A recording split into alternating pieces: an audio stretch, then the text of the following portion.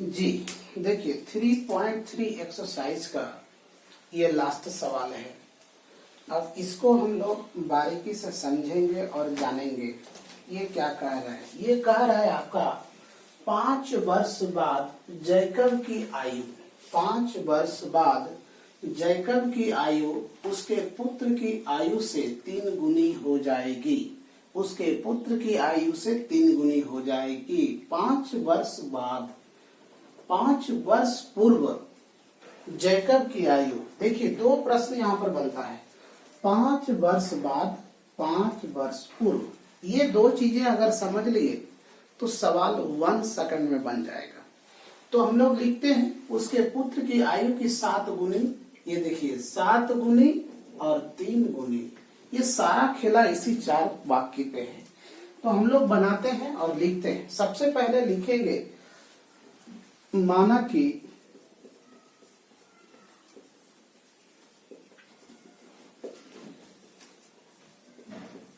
Jacob की आयु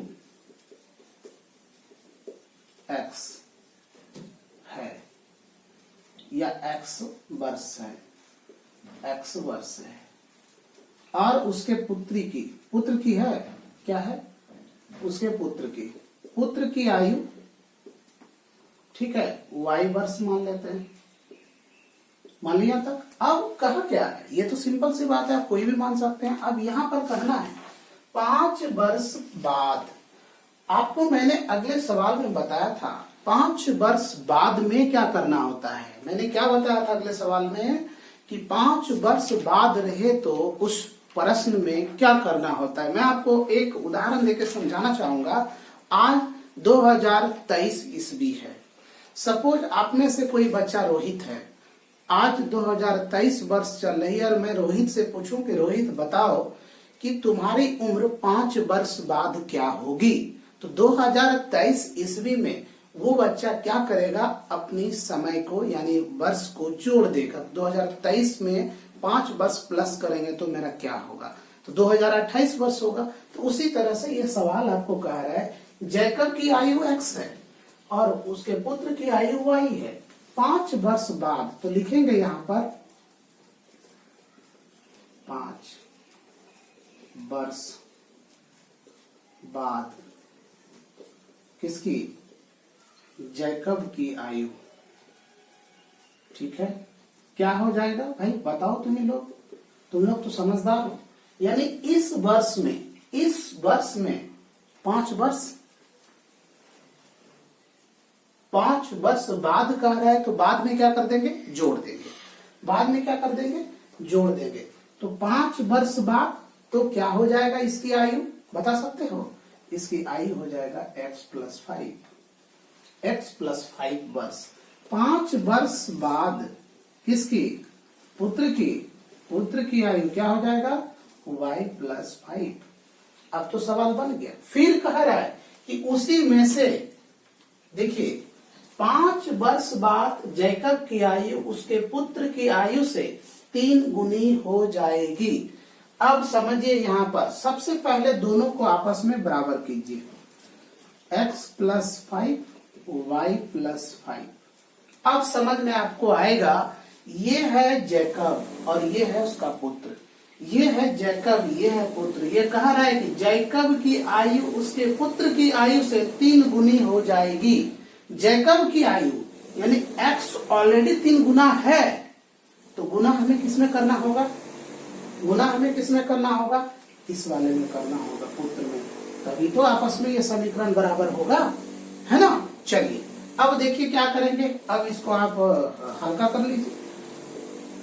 क्या हल्का करेंगे, x + 5, 3 को इससे मल्टीप्लाई कीजिए, 3y + 3 × 5 और 15 हो जाएगा। ठीक है। अब देखिए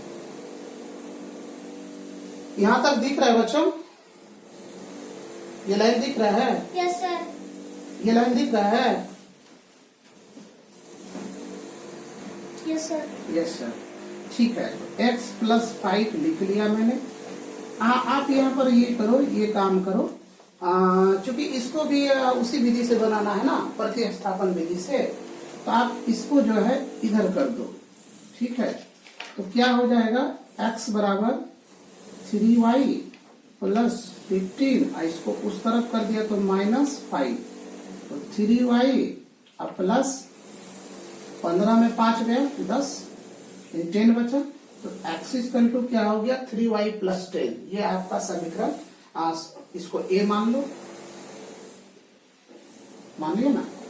अब दूसरा आपको क्या कह रहा है, फिर से प्रश्न देखो।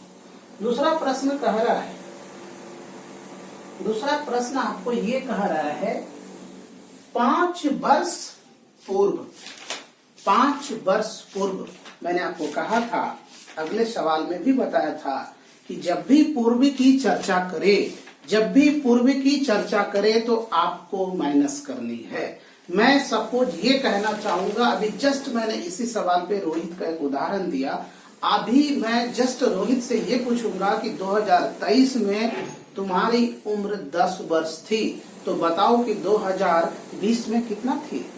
तो वो क्या करेंगे, सिंपल फंडा यही बताएंगे कि भैया उसको 3 साल घटा लो पीछे, है ना। पीछे की पूछ रहे हैं ना, पीछे पूछ रहा, पूर्व मतलब पहले क्या था। तो यहाँ पर हम लोग वही चीज लिखेंगे, जैकब की आयु x, पुत्र की आयु y। तो पुनः प्रश्न से समझिएगा बात को, पुनः प्रश्न आपका क्या कह रहा है कि देखो इसमें क्या हो जाएगा, 5 वर्ष पूर्व जैकब की आयु, क्या हो जाएगा भाई, जैकब की आयु x माइनस 5। अब 5 वर्ष पूर्व पुत्र की आयु क्या हो जाएगा, y माइनस 5। फिर आपस में दोनों को क्या करना है, बराबर करना होगा, x माइनस 5 y माइनस 5। अब क्या कह रहा है सवाल, सुनना ध्यान से। पूर्व जैकब की आयु, 5 वर्ष पूर्व जैकब की आयु उसके पुत्र की आयु से, उसके पुत्र की आयु की 7 गुनी थी, यानी 5 वर्ष पहले जैकब की आयु 7 गुनी थी। तो सोच लो कि जैकब की आयु ऑलरेडी ज्यादा थी, तो हमें गुना किसमें करना होगा, मल्टीप्लाई किसमें करना होगा, तो हमें गुना और मल्टीप्लाई करना होगा y वाले में। तो y वाले में हम लोग मल्टीप्लाई करेंगे, कितना से करेंगे, तो y वाले में मल्टीप्लाई करेंगे। आप देख लो यहाँ पर कितना गुनी का रहा है, 7 गुनी का रहा है, इसको 7 से आप मल्टीप्लाई कर दो। कोई भारी था नहीं था जी। अब देखो इसको लिखो x माइनस 5, इसको इससे मल्टीप्लाई करो 7y माइनस 35, ठीक है। अब इसमें देखो क्या होगा, x इसको इस तरफ ला दो, क्या होगा -7y और -35, इसको इस तरफ ला दो तो क्या हो जाएगा +5। तो ये क्या हो गया कि दोनों आपस में घट जाएगा, तो क्या बच जाएगा 30, x minus 7y equal to 30।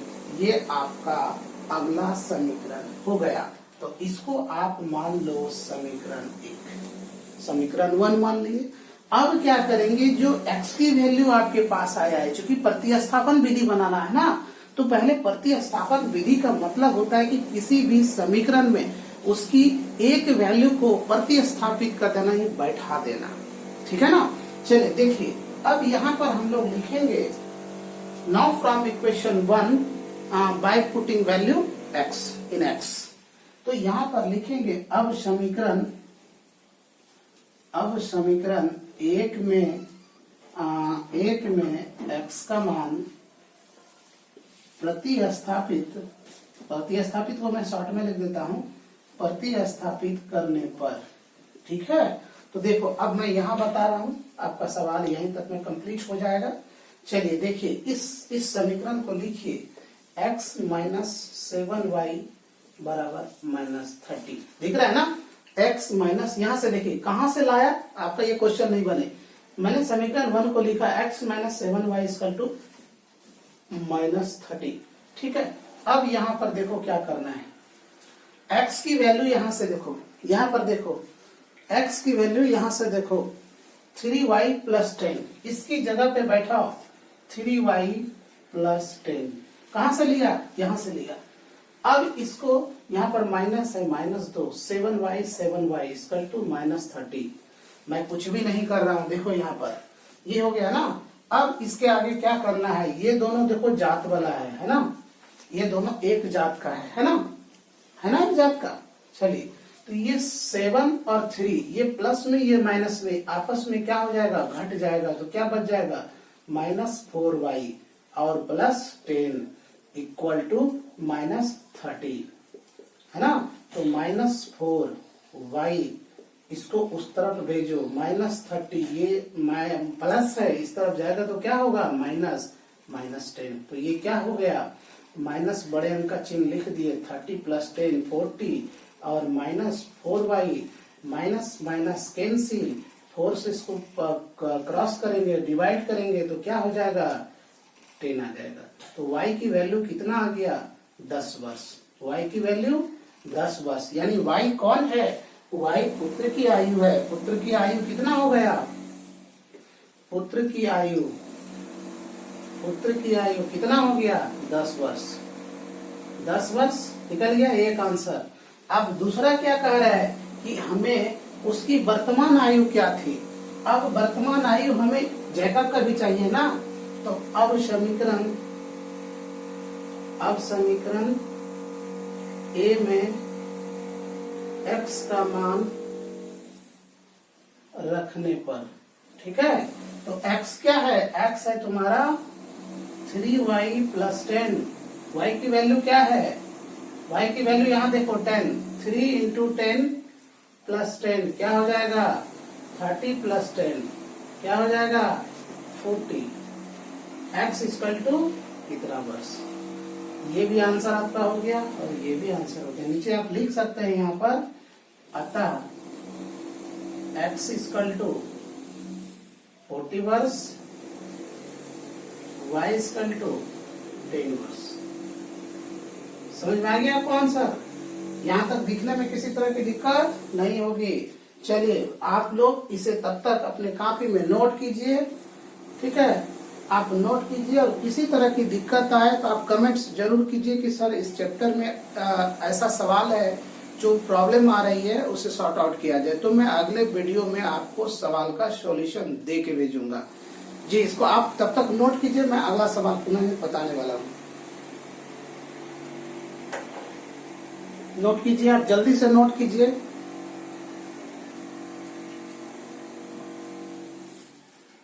Note कीजिए, एकदम क्विकली नोट कीजिए।